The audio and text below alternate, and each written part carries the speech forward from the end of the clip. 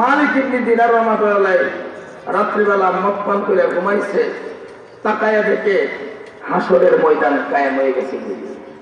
এমন দেখেন না আপনারা? হাসরের ময়দান কোথায়?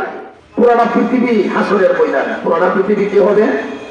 হাসরের ময়দান। কিয়ামত হয়ে গেলে তো বাড়ি গাড়ি টাকা পয়সা জমি জমা গাছ গাছালি সব একবারে সুরমার হয়ে পুরাটা পৃথিবী একটা হাসরের ময়দান হয়ে যাবে। মোটামুটি হাসরের ময়দান কোথায় হবে এবার বুঝতে পেরেছেন? আপনার বাড়ি, আপনার ঘর, আপনার এলাকা, আমার বাড়ি, আমার ঘর, আমার এলাকা, ঢাকা, চট্টগ্রাম, পাবনা, খুলনা, দিনাজপুর, রংপুর, রাজশাহী, বগুড়া, লন্ডন, আমেরিকা, অর্থাৎ পুরো পৃথিবীটাই হাসরের ময়দান। ঠিক কিনা আমাকে বলে? মোটামুটি একটা মাসআলা, একটা জিনিস পাইলেন আপনারা। আসুন,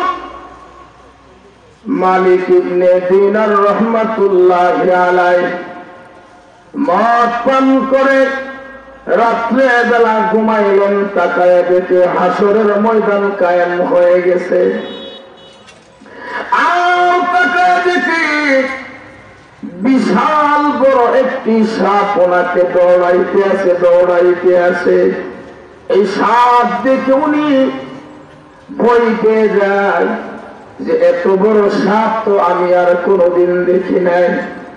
মালিক ইবনে দিনার রাহমাতুল্লাহি আলাইহি এই সাপটার হাত থেকে বাঁচার জন্য সামনের দিকে অগ্রসর হচ্ছে, দৌড়াইতে আছে, দৌড়াইতে আছে।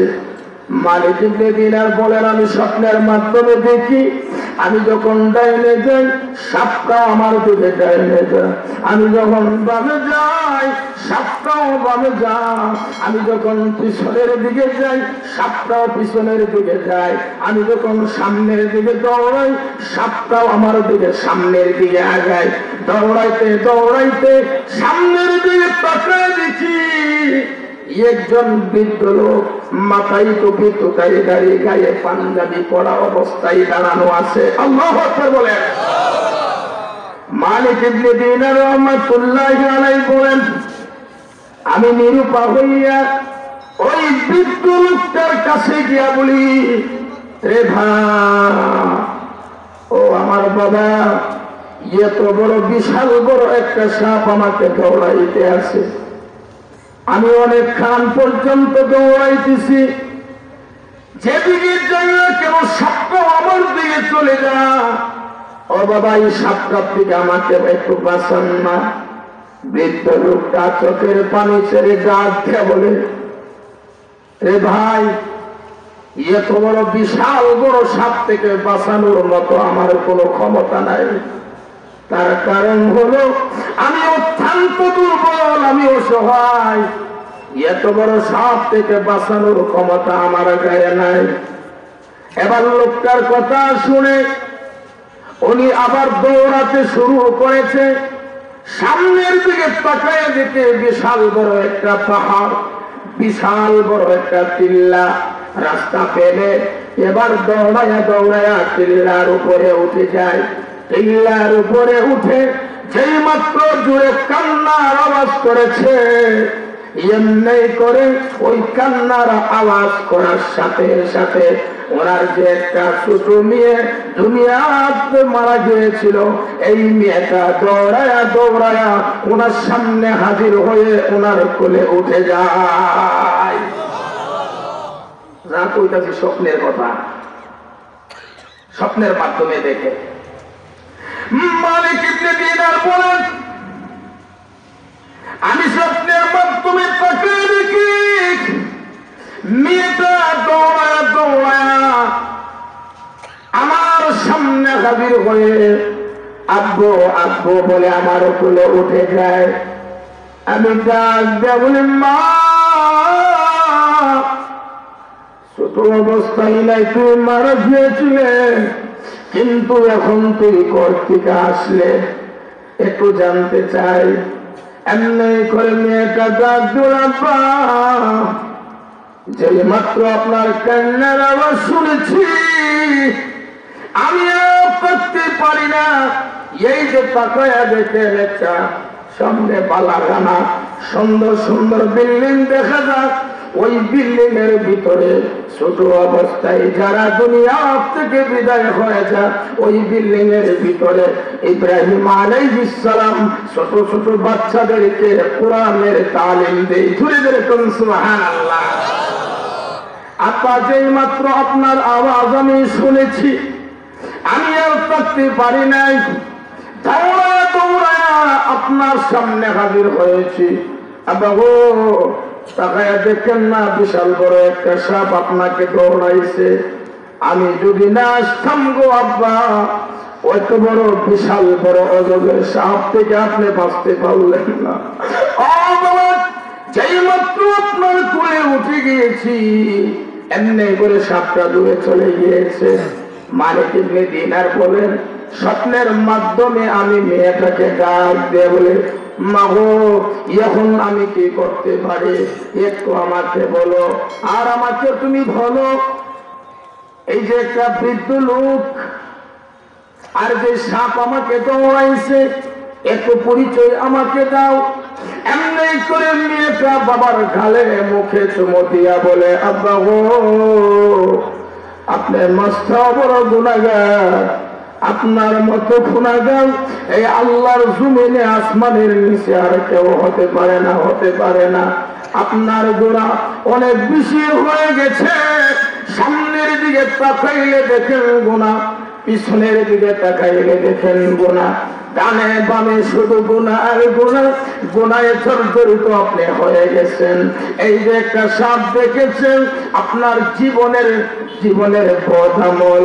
আর যে বৃদ্ধ লোকটাই আপনি দেখেছেন, মাথায় টুপি, কোথায় দাঁড়িয়ে গায়ে পাঞ্জাবি, একবারে দুর্বল, আপনার আমলটাও কিন্তু দুর্বল। আল্লাহু আকবার বলেন না। আপনার বদামল হইয়া সাপের মতন আপনাকে ধরাইতে আছে, আপনার নেক আমল একবারে দুর্বল হয়ে গেছে, আপনাকে বাঁচাইতে পারবে না।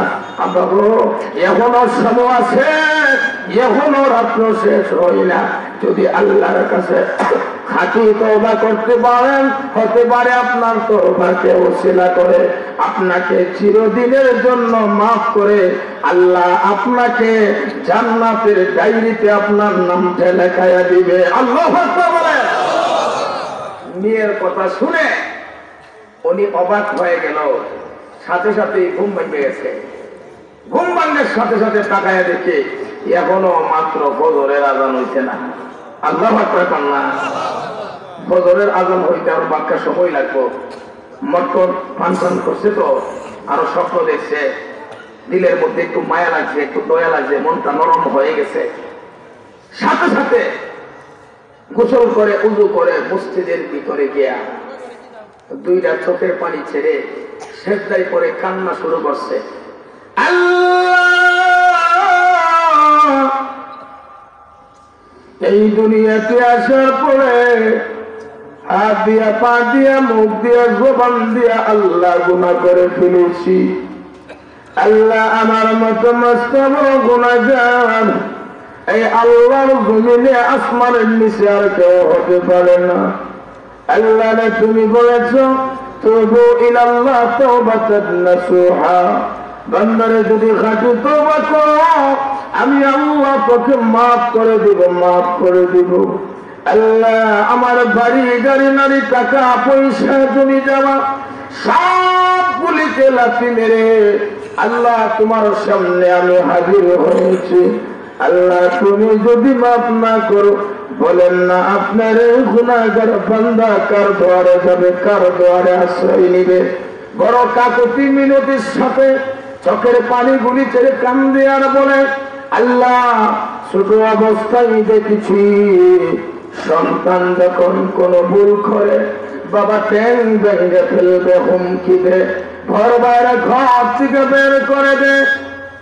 পিছনের দরজায় গিয়ে যখন রাত্রে বেলা সন্তান মা মা মা বলে কান্দে, মা সন্তানের জন্য দুইটা হাত বাড়ায়া বলে, আইরে বাবা আমার কুলে।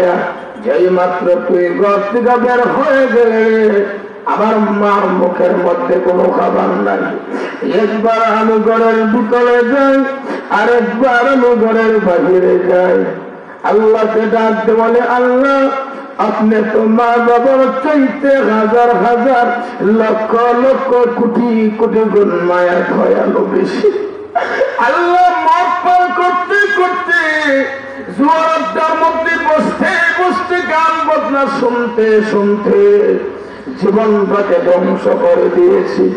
আল্লাহ নজরুলের রহমতের সময়, আল্লাহ তাহাজ্জুদের সময়, আল্লাহ মসজিদের ভিতরে এসে আল্লাহ তোমার কাছে আমি তওবা করি। আল্লাহ সন্তান তার মার প্রতি, সন্তান মা যদি তার সন্তানের প্রতি এত মায়া আর দয়া হয়ে থাকে, আল্লাহ তুমি মাফ করে দাও, মাফ করে দাও। এইভাবে যখন চোখের পানি গুলি ছেড়ে কান্না শুরু করেছে, আল্লাহ তার কান্নাকে কবুল করে মালিক ইবনে দিনার রাহমাতুল্লাহ আলাইহি বিশ্বের মধ্যে যত উলি আছে সমস্ত উলিদের নামের সাথে তার নামটা আল্লাহ লিখে দিয়েছে। আল্লাহু আকবার।